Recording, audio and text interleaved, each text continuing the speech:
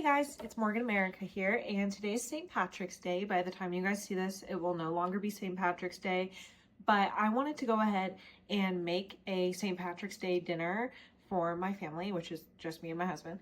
Do you know who, if you've been here before, I'm trying every single recipe in this book this year, so I'm trying to get through all of them. If you love Dolly Parton, then go ahead and like and subscribe to kind of keep up.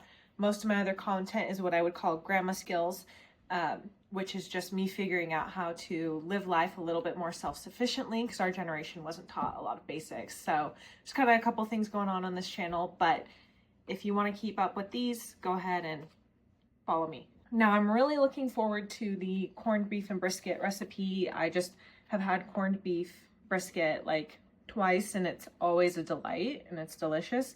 So I'm excited to make it myself. Now this recipe does take a few hours to fully cook, so if you want it for dinner, go ahead and start it a little bit earlier in the day. The longer it simmers, the tender and softer it's going to get.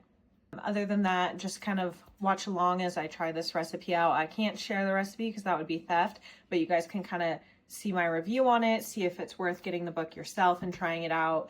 And yeah, so I'll give a review. It's just going to be kind of a cook with me, and I'll kind of leave tips on what I did wrong and what I'd change next time. Okay, the instructions here were easy. It was rinse, pat, dry, and stick in your Dutch oven. If this is your first time making this, be careful not to lose this. This will be a spice packet that comes with your corned beef brisket, so you're definitely going to want to use this. That adds most of the flavor. So go ahead and add that in. You're going to add your other seasonings. I always do a little bit more than she calls for.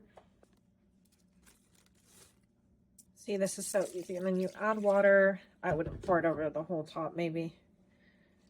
That might have been a stupid mistake. Add it on the side. There we go. That's better. And this is going to boil for like 2 hours. So let's go ahead and do that.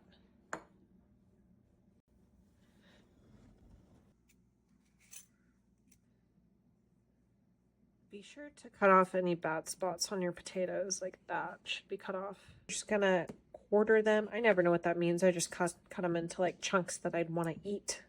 Add these to the pot.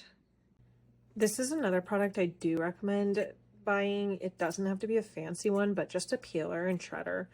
You can totally learn to peel with a knife. I just find this has saved me an insane amount of time. I've been peeling with a knife for long enough to think I would have gotten it down, but I never did.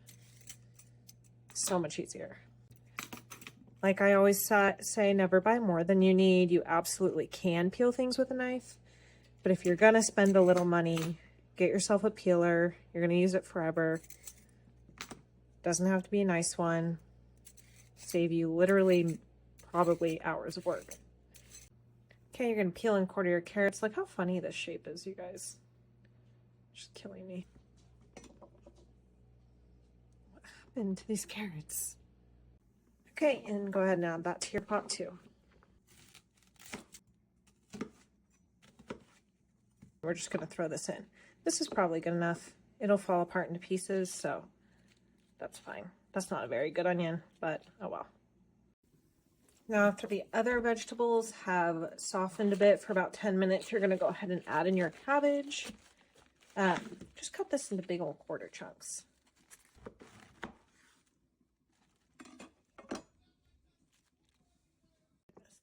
Very yummy. After about 10-15 minutes, when your cabbage is done, or at least where you want it to be, just go ahead and scoop everything out and put it on your serving dish, or you can just leave it in the pot, but we're gonna make this look nice tonight. Okay, and then the last little item I'm just gonna include in this video because it doesn't need its own whole review is going to be her green beer, and of course it's just 2 ingredients. We are not doing a beer. I'm just gonna use an Olipop. You guys know that that's what I use when it's anything fun. And it's literally just your drink of choice and your dye. Just try and use a drink that's not super colored. And a green dye, and I'll link some natural ones below. I'm not using a natural one, but we're working towards that. You could use like a ginger ale or a lemon ginger, whatever clear color. I don't need much dye.